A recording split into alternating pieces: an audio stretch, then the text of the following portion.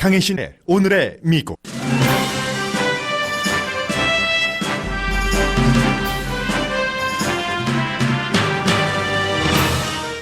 공화당과 백악관이 서로를 테스트하고 있습니다. 대통령은 공화당 정치인에게 자신에게 더욱 충성하라고 하고, 정치인들은 대통령이 더 이상 이탈하면 그를 지키지 않을 수 있다고 경고합니다. 밋 럼니와 린지 그레이엄 공화당 상원 의원이 대통령 탄핵을 지지할 수 있다는 뜻을 밝혀 주목됩니다. 만일 그레이엄 의원이 탄핵에 찬성하면 상원에서 필요한 20표가 확보됩니다. 트럼프 대통령은 공화당 정치인들이 자신을 방어하는 것에 지쳤다는 것을 파악한 뒤 자신의 리조트를 G7 정상회담장으로 하겠다는 발표를 취소했습니다. 백악관 비서실장 대행은 대통령이 G7 정상회담 개최지를 자신의 리조트로 결정한 것은 지금도 호텔 경영자의 마인드를 갖고 있기 때문이라고 말해 논란입니다. 대통령은 시리아에서 철군한 군인을 미국으로 돌아오게 한다고 했지만 국방장관은 이라크로 파병한다고 밝혔습니다. 미군의 시리아 철군 이후 쿠르드족을 공격한 터키 대통령은 아예 핵무기를 갖겠다고 밝혔습니다. 민주당에서는 피트 부리저지 후보의 지지도가 올라갑니다. 엘리자베스 워렌 후보가 선두주자가 됐지만 메디케어 포 올 공약에 대한 재원 마련이 여전히 빅 이슈입니다.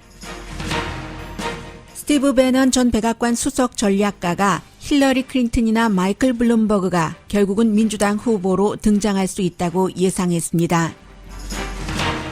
영화 기생충이 미국인 사이에 큰 인기입니다. 봉준호 감독은 로컬상이라고 언급했지만 아카데미상 후보작이 될 가능성이 상당히 높아 보입니다. 오늘 즉위할 나루히토 일본 왕은 자신의 왕국에 갇힐 것이며 영국 왕세자 부부는 영국을 아예 떠날 방법을 찾는다는 기사가 눈에 띕니다.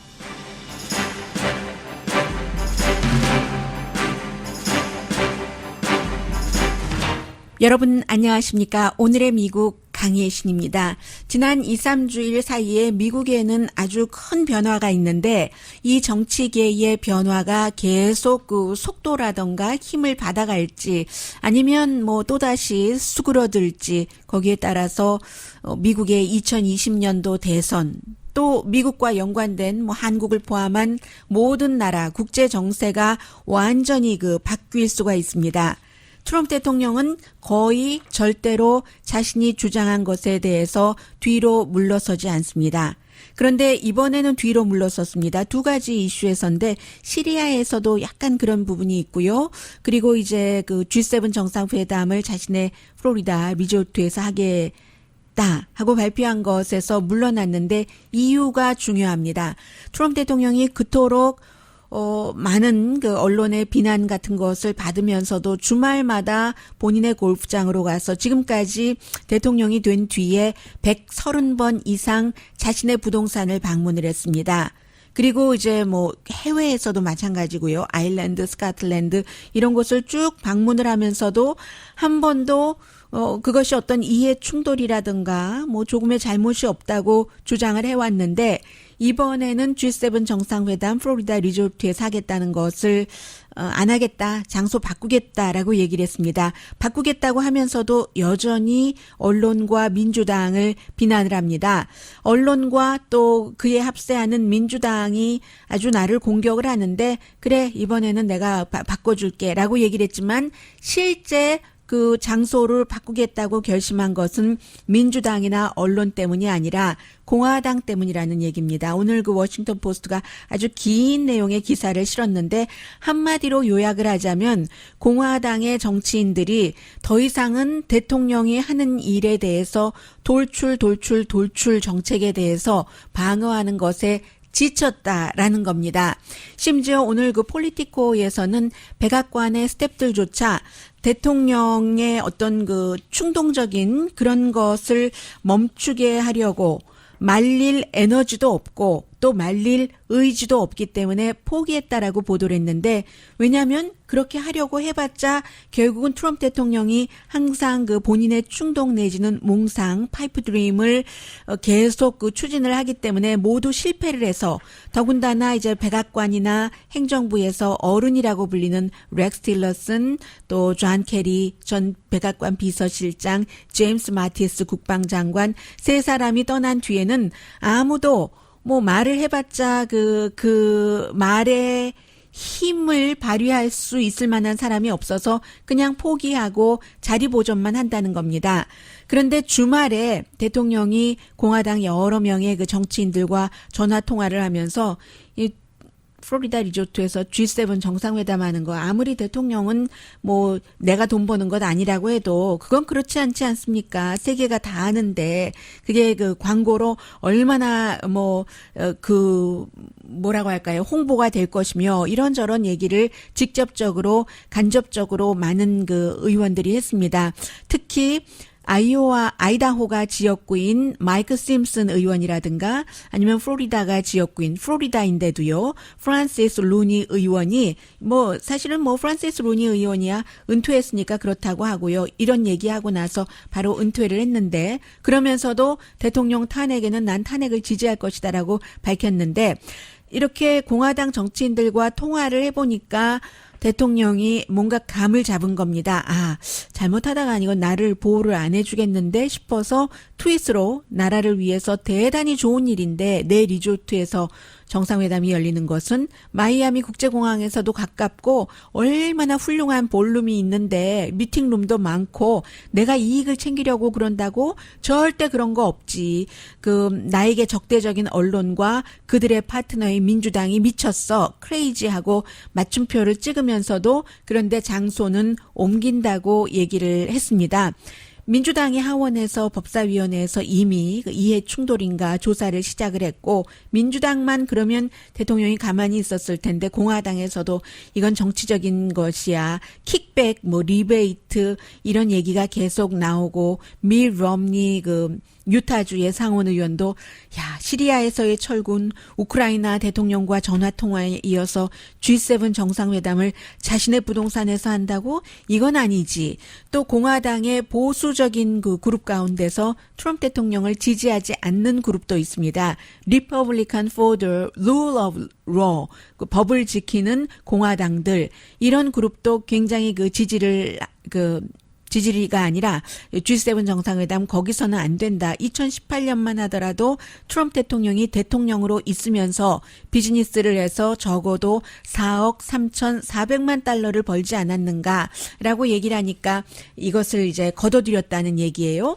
그런데 거둬들이고도 사실은 그 백악관의 비서실장은 대통령을 옹호하기 위해서 인터뷰를 했는데 팍스 뉴스 선데이에서 크리스 월러스와 인터뷰를 하면서 그렇게 된 게 대통령이 좋게 얘기한다고 한 얘기였어요. 제가 이 녹음을 해놓고는 안 가지고 들어왔습니다. 아마 대통령이 지금도 호텔 업계에서 일하는 줄 알고 있다. 그래서 뭔가 베스트 쇼를 하고 싶어 한다. 세계의 정상 지도자들을 초대를 해서 이런 얘기를 하니까 크리스 월러스 앵커가 지금 대통령인데 아직도 호텔 경영자인 것처럼 한다고 하고 이제 반문하는 그런 장면도 있었고요. 아무튼 이 대통령의 비서실장 된 믹 멀베니는 이래저래 요 며칠 사이에 굉장히 고통을 받고 있는데 왜냐하면 우크라이나 대통령과 전화 통화한 것도 분명히 대가가 있다고 했다가 나중에 대가가 없다고 했다가 어제 인터뷰하는 데에는 보니까 내가 언제 대가가 있다고 그것을 대가라고 했는가. 언론이 자신들이 하고 싶은 대로 보고 쓴다. 사실은 말이 안 되는 얘기거든요. 그렇게 얘기를 했고 해서 얇은 얼음 위에 비서실장이 서 있다 하는데 비서실장을 이 정도로 대통령을 며칠 사이에 여러 번 가장 중요한 이슈로 곤란하게 했는데도 그는 해고하지 않을 것 같습니다. 왜냐하면 지금 아무도 백악관의 비서실장을 하고 싶어 하는 사람이 없고 그리고 우크라이나 이슈에서 이 사람도 비서실장 대행도 센터에 들어가 있기 때문에 밖에서는 루돌프 줄리아니 전 뉴욕시장이, 안에서는 대통령의 비서실장 대행이 대통령의 명령에 따라서 조 바이든 뒷조사를 하라든가 아니면 2016년도 러시아가 미국 대선에 개입한 게 아니야. 우크라이나가 한 거야. 그걸 우크라이나에 조사하라고 하는 그 센터에서 일을 했기 때문에 지금 해고해버리면 오히려 의회에서 증언할 때 자유로운 마음으로 본인만 벌받지 않게 하기 위한 그런 증언을 할 가능성도 높기 때문에 탄핵 과정 중에는 그를 지켜야지 된다 하는 게 지금 대통령을 위하는 사람들의 얘기입니다. 그리고는 이제 또 하나 중요한 게 국방장관이 토요일에 마크 에스퍼 국방장관이 시리아에서 미군이 철군을 하고 그 철군한 그 미군을 이라크 서부로 보낸다고 했습니다. 왜냐하면 이라크 서부에도 아이시스와 싸워야지 될 그럴 임무가 많이 남아있기 때문에 적어도 지금은 그 미군들이 미국으로 돌아오지 않는다, 집으로 오지 않는다라고 얘기를 했습니다.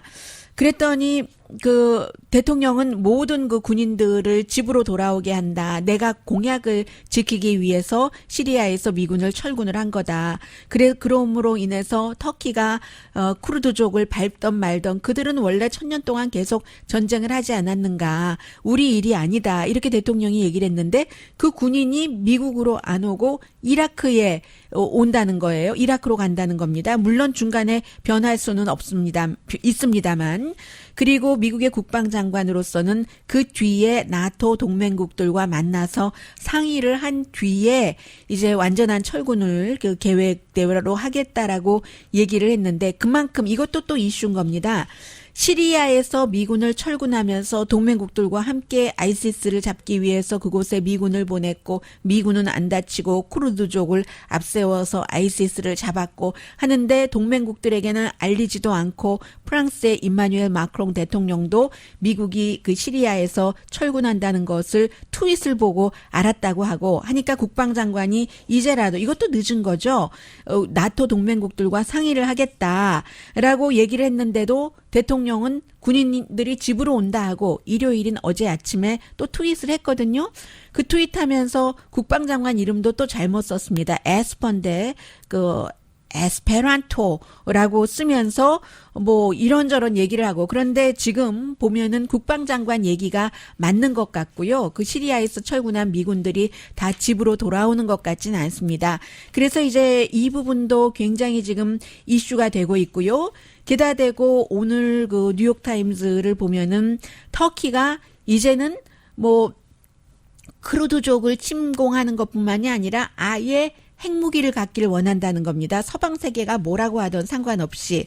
그리고 여기서 많은 분들이 하나 오해하고 계시는 게 있는데 미국은 언제나 쿠르드족을 배반하지 않았는가. 오바마가 먼저 쿠르드족을 배반하지 않았는가. 이렇게 지적하는 사람들이 상당히 많은데 사실과는 차이가 있죠. 왜냐하면 미국이 예전에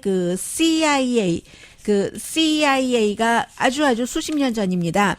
이라크가 이라크에도 쿠르드족이 있고 터키에도 쿠르드족이 있고 시리아에도 있고 아르메니아에도 있고 다 있잖아요. 있어서 쿠르드족이 좀 비슷한 가까운 지역에 살고 있으면서 나라를 세워보려고 하니까 서로 연결을 하고 그 쿠르드족이 살면서 나라를 세우려고 하는 그 나라에서는 싫어하잖아요. 이라크에서도 마찬가지로. 그래서 이제 이라크의 왕이 쿠르드족을 어떻게 살상 무기로 공격을 한다던가 하는 것을 CIA가 알고도 가만히 있었던 적이 있고요. 그리고 아버지 부시 대통령 시절에도 역시 그랬던 적이 있고 그런 것이고 실제로 사실은 미국은 아이시스를 잡기 위해서도 쿠르드족과 손잡기 전에 터키와 손을 잡기를 원했습니다. 오바마 때도 그랬어요. 2014년도에. 그랬는데 터키로서는 아이시스 잡는 거 싸우는 것보다는 터키 내부의 쿠르드족이 20%나 되고 항상 나라를 세우겠다고 하니까 아래 나라에 있는 시리아에 있는 쿠르드족과 힘을 합치는 것을 싫어했기 때문에 터키로서는 아이시스 잡는 것보다는 쿠르드족을 잡는 게 먼저입니다. 항상 지금도 그때도. 그래서 오바마도 아이시스를 잡는데 쿠르드와 손을 잡지 못했고 터키와 손을 잡지 못했고 크루드와 손을 잡았었고 그리고 그게 지금까지 온 겁니다. 그러니까 오바마 시대에는 그 아이시스와 싸웠던 크루드족을 버리고 말고 할 그런 시간이 없었어요. 2014년도에 크루드족이 계속 싸우면서 미국을 위해서 자신들을 위해서 싸워주면서 11,000명 내지 12,000명이 숨졌고 미국인 5명 내지 3명이 숨지는 동안 그리고 지금 트럼프 대통령이 크루드족을 버려버린 이런 거죠. 그런데 이것은 국제적으로 좋지 않다. 이미 미국이 중재를 한다고 하지만 중재, 닷새 휴전을 선포하고 나서 계속 주말에도 싸웠거든요. 주말에도 싸웠고 이제는 그 터키 대통령이 러시아 대통령을 소치에서 만나서 러시아 대통령이 코치하는 대로 할 가능성이 높아졌습니다. 더 이상 시리아라는 중동의 요충지에서 역할을 발휘할 수 있는 국가는 미국이 아닙니다. 트럼프 대통령이 아닙니다. 블라디미르 푸틴 러시아 대통령이 모든 것을 이미 쥐고 있습니다. 그렇기 때문에 밋 럼니 유타주의 그 상원의원 같은 경우는 한 번도 트럼프 대통령을 좋아하진 않았지만 지금 만약에 그가 이런 문제, 우크라이나 문제, G7 뭐 자신의 리조트에서 연다는 이런 문제로 인해서 탄핵을 결정하는 공화당 상원 의원이 된다면 첫 번째가 될 가능성이 높습니다. 그리고 밋 럼니가 공식적으로 나는 그를 탄핵에 찬성을 한다라고 발표를 한다면 스윙 스테이트의 공화당 상원 의원 몇몇 명은 그 밋 럼니를 따라할 수 있습니다. 그리고 밋 럼니보다 더 중요한 사람이 린지 그레이엄인데 린지 그레이엄은 트럼프 대통령 굉장히 싫어했다가 아주 좋아하고 지금은 거리두기를 합니다. 우크라이나 문제 또 무슨 이 특히 시리아 문제에 있어서 그래서 어제 이 두 사람이 악시오스와 인터뷰를 했는데 악시오스가 HBO에 나가니까요.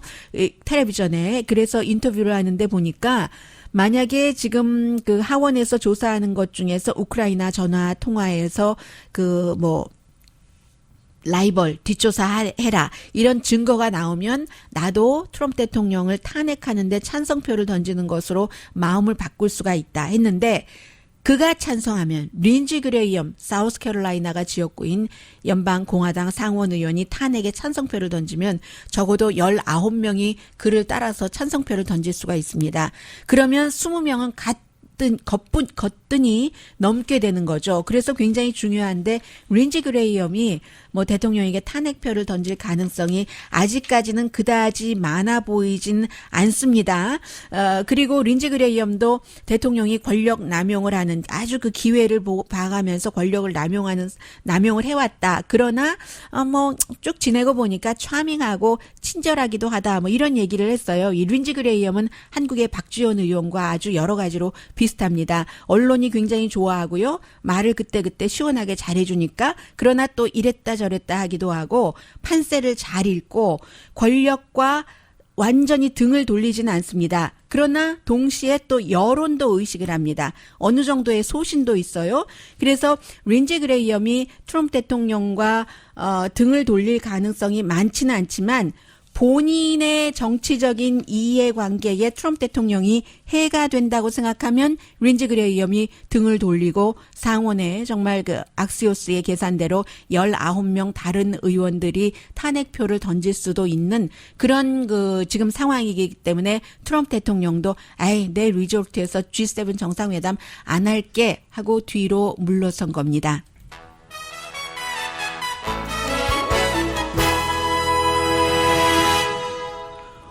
뭐 많은 분들께서 이제는 엘리자베스 워렌이다라고 하지만 그럴 수도 있지만 그렇지 않을 수도 있습니다.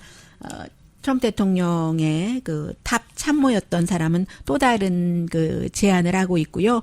판세를 읽고 있고 다른 방향으로 그리고 또 떠오르는 사람들도 있기 때문에요. 잠시 뒤에 전합니다.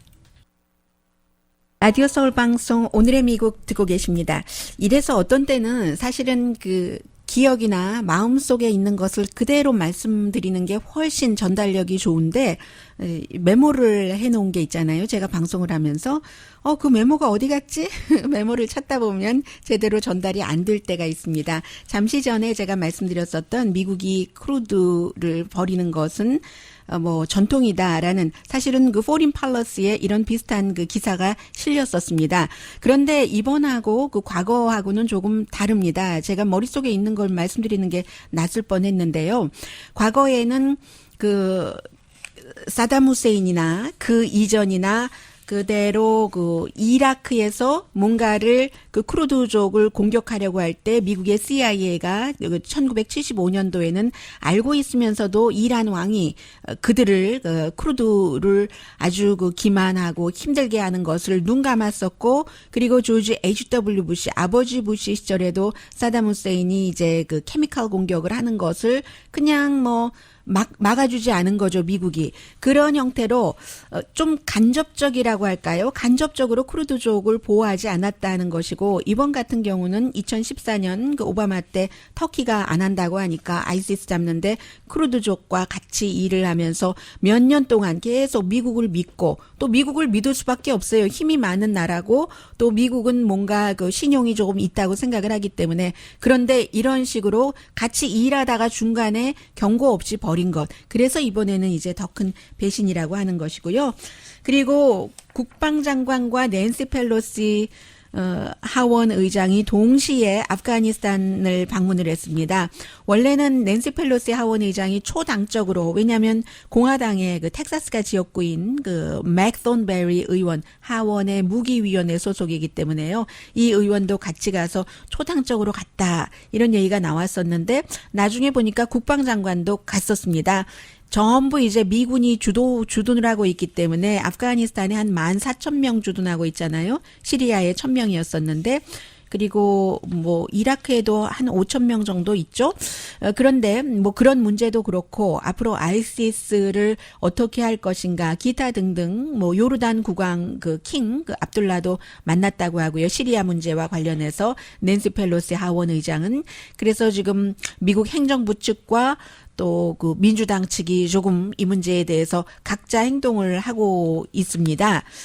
또 민주당에서는 버니 샌더스 후보가 심장 수술을 했는데도 불구하고 알렉산드리아, 오카시오 콜테스, 또 뭐 이란 오마르, 이런 아주 진보적인 초선 의원들의 지지를 받으면서 뉴욕에서 선거 유세를 했는데, 지금까지 예비선거 후보의 선거 유세 가운데서 2만 명 넘게 나왔답니다. 가장 많이 모인 것이고요.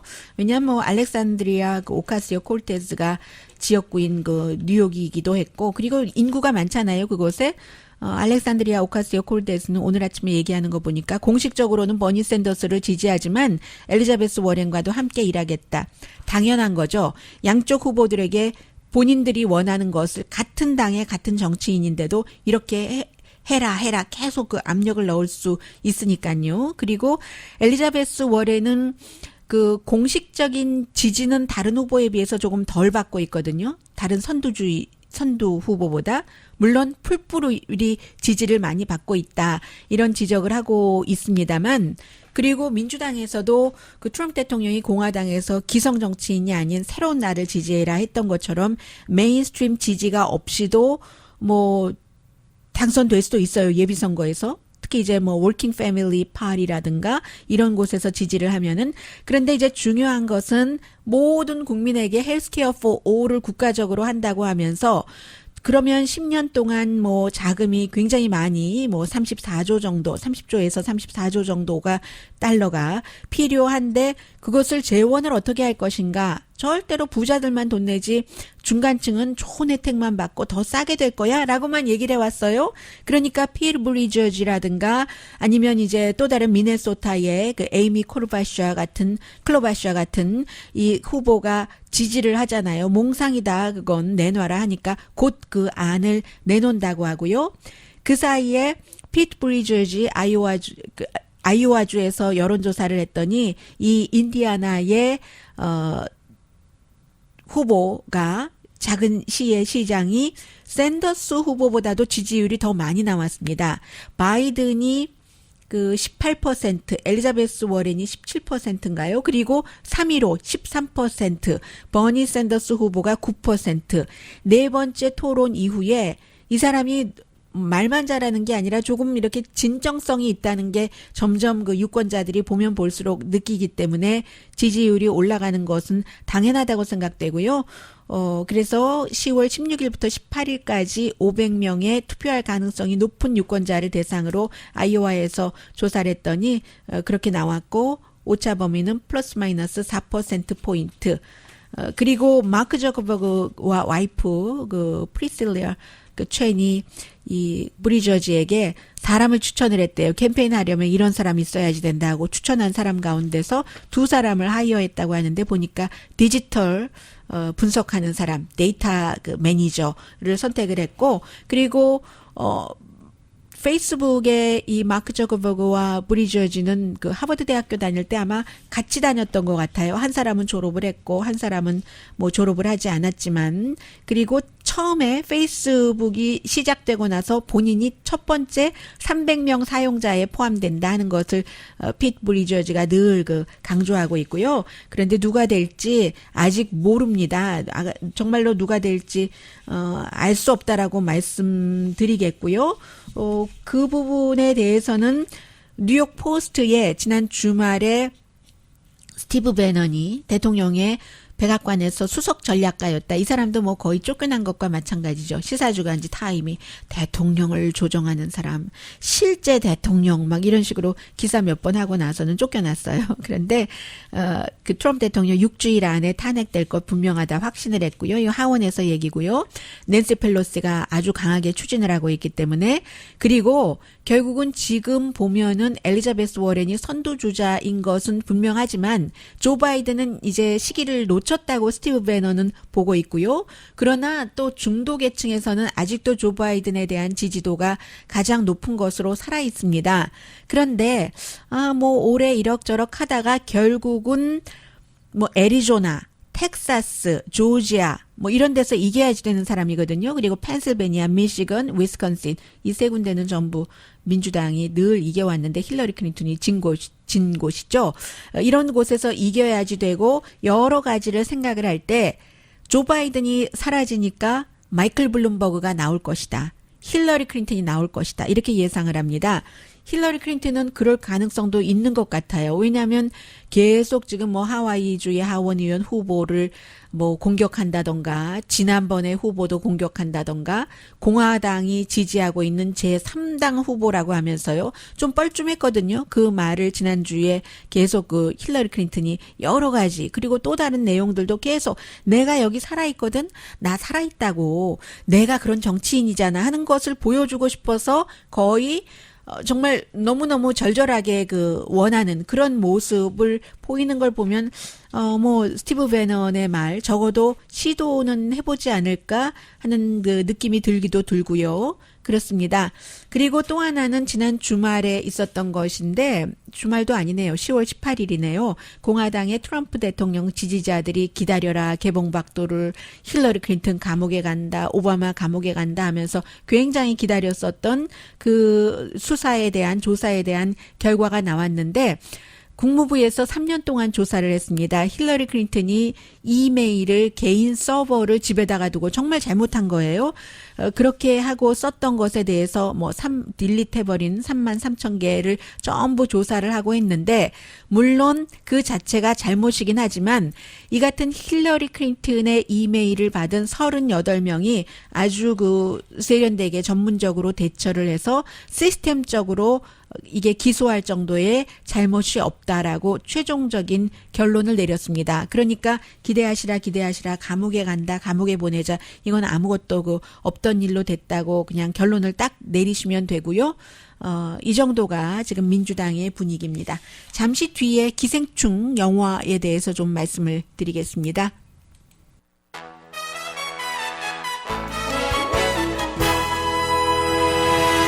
라디오 서울 방송 오늘의 미국 듣고 계십니다. 네, 지금 경제계에서 하나의 그 경고가 나왔는데요. 마켓 전문가들이 만약에 연준이 600억 달러 자금을 투입을 해도 여차할 경우에 충분하지 않을 수 있다. 그동안 뭐 규제라든가 마켓 구조가 많이 변해서 돈이 모자랄 수 있다. 그 유동성이 리퀴디티가 그런 지적을 뭐 JP 모건이라든가 골드만삭스, 뱅크 오브 아메리카 에서 하고 있는데 펀드 이슈에 대한 경고입니다. 투자자들 뭐 별로 투자도 하지 않고 해서 돈이 모자랄 수 있다는 건데 뭐 아시는 분들은 다 아시니까요. 그 지난달에 그 레포 마켓이 별로 그 좋지 않아서 그렇게 된 것이고요. 보통 이제 은행권은 지난번에 한번 그 경기 불황이 있고 나서 규제 같은 것이 강해졌기 때문에 뭐 보유해야지 되는 빌려주는 돈이 이만큼이면 은행이 갖고 있어야지 되는 그런 리저브된 펀드를 많이 올려놓긴 했지만 지금 섀도우 뱅킹이라고 하죠. 은행이 아니면서도 소비자에게 돈을 빌려주는 곳이 상당히 많잖아요. 자동차 융자라든가 홈 모기지라든가. 그런데 이런 그 섀도우 뱅킹 시스템은 은행처럼 규제가 강하지 않은데 이게 지금 그 위험해질 수 있다 하는 경고, 경제에 대해서는 지금 계속해서 그다지 좋은 내용이 나오지 않고 있습니다.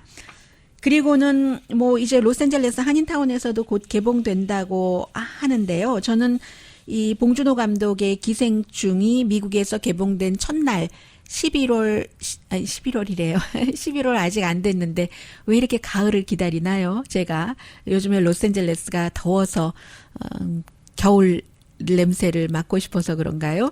10월 11일에 저는 그 회사에서 가까운 그 아크라이시라는 극장에서 봤는데 우선 깜짝 놀랐습니다.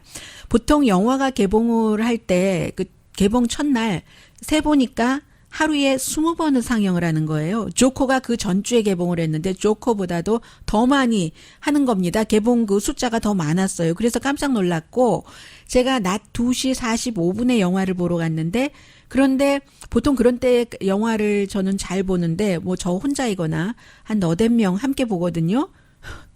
이번에는 3분의 1 정도는 차 있었기 때문에 그게 뭐 그날 개봉했으니까 불과 몇 번째 회였지 않겠어요?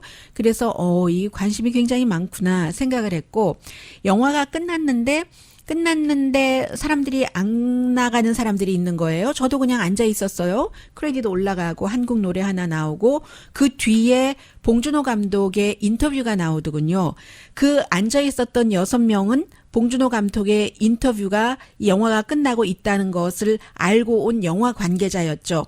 그만큼 이 영화에 대한 그 미국 사람들의 관심이 굉장히 높다는 거고요. 그래서 조금 들려드리면요. 지금 네. 준비하고 그거대로 진행시키지만 그 안에 놓여지는 배우들에 대해서는 최대한 자유롭고 편하게 해주고 싶고 또 배우들이 뭔가를 그 안에서 크고 작게 임프로바이즈하면 또 되게 그걸 좋아해요. 그런 거를 막 이렇게 권하는 편이죠. Sometimes it's not easy, but good actors can do it, even in that very meticulous frame. But they can express something. 네, 배우들이 입은 아주 그 머티큘러스 프레임, 아주 세심한 그 프레임에서도 그런 것을 할 수 있다고 얘기를 하잖아요. 그리고 또 To me about your casting process. For this movie, the father, of course, he was already in my mind. Yeah. And 송강호 also the 씨는 son, 원래 마음에 and 있었고요. original housekeeper. Those three characters, three cast. 아들과 already in my 오리지널 mind. 그 가장 하우스키퍼. 어려웠던 캐스팅은 역시 그 지하실의 남자였어요.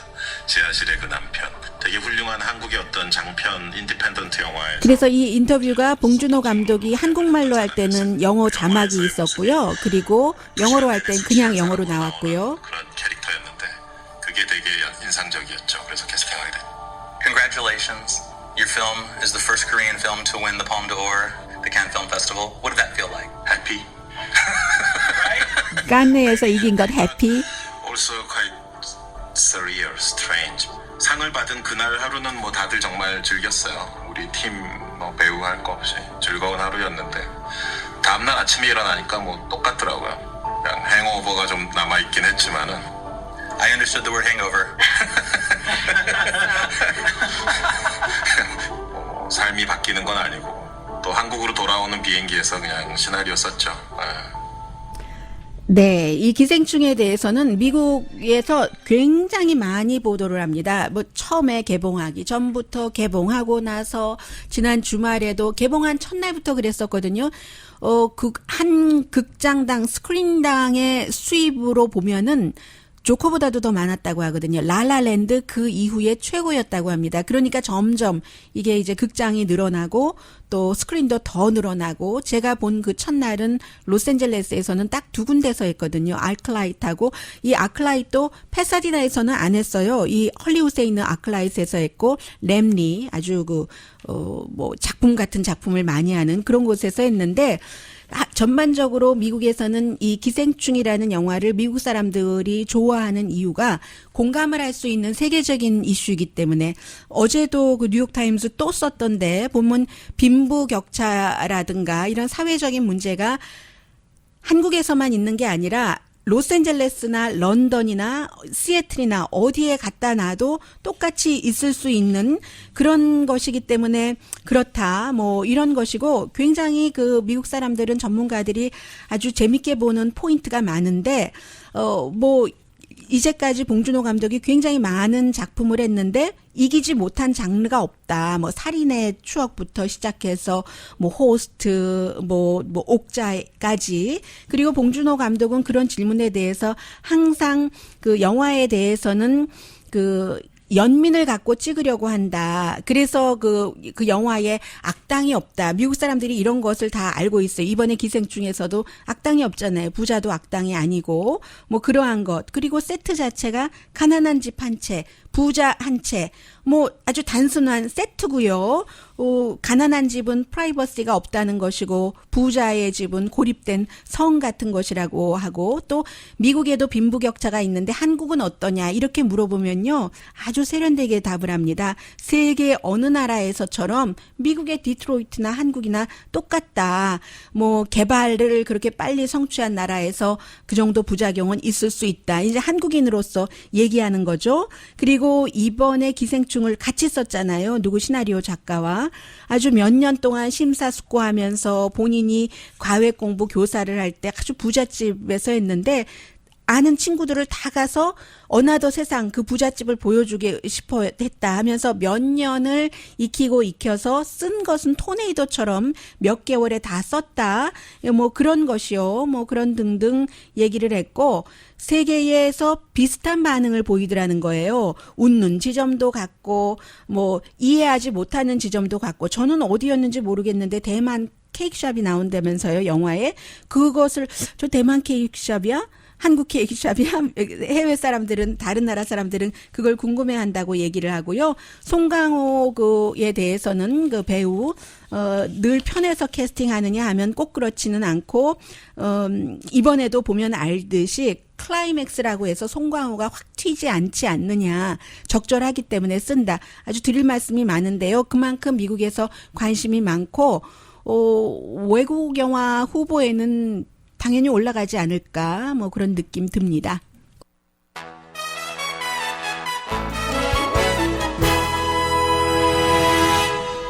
라디오 서울 방송 오늘의 미국 듣고 계십니다. 네, 한국은 뭐 이낙연 총리가 문재인 대통령의 메시지를 들고 일본에 갔으니까 그 결과가 어떻게 될까에 관심이 많을 테고 일본에서 이제 그 일본 왕 오늘 그 즉위식이 있기 때문에 그래서 또 굉장히 많은 사람들은 세계에서는 공통적으로 영국이나 아니면 뭐 일본의 그 왕족에 대해서 관심이 많잖아요. 그래서 이코노미스트가 쓴 것을 보니까 일본에 지금 오늘 이제 즉위하는 것을 발표를 하죠.